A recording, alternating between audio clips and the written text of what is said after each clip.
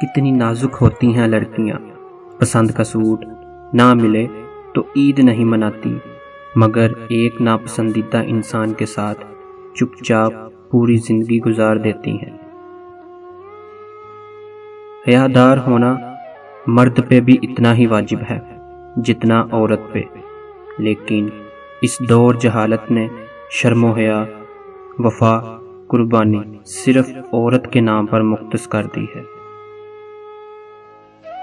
کردار صرف عورت کا ہی نہیں ہوتا، مرد حضرات بھی جب کردار سے گر جائیں تو بد کردار ہی کہلائیں گے۔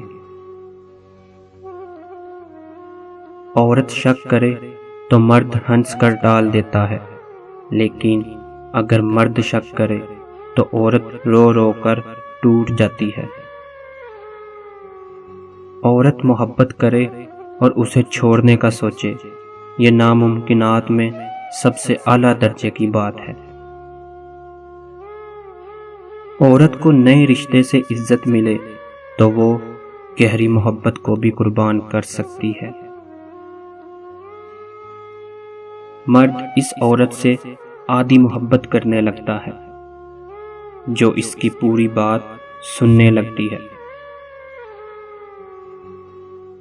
عورت کو مرد سے نہیں بلکہ عورت کو عورت سے تحفظ کی ضرورت ہے۔ ایک عورت ہی دوسری عورت کی خوشیوں کی سب سے بڑی دشمن ہے۔ عورت کی طاقت اس کے جذبات میں ہوتی ہے۔ طوائف جسم تو دیتی ہے مگر کبھی اپنے جذبات تک کسی مرد کو پہنچنے نہیں دیتی، جبکہ عام عورت جب محبت کرتی ہے تو سب سے پہلے اپنے جذبات دیتی ہے۔ وہ جسم دے یا نہ دے مگر اس کے آنسو، اس کی خوشی اسی انسان سے منسوب ہوتی ہے جس سے وہ محبت کرتی ہے۔ لڑائی جھگڑے کے بعد عورت کی خاموشی کا مطلب مرد اس کے دل سے اتر گیا ہے، اور مرد خوش ہوتا ہے دب گئی اور اس کی جیت ہو گئی، جبکہ یہ اس کی ہار ہے کیونکہ وہ عورت کو ہار گیا ہے۔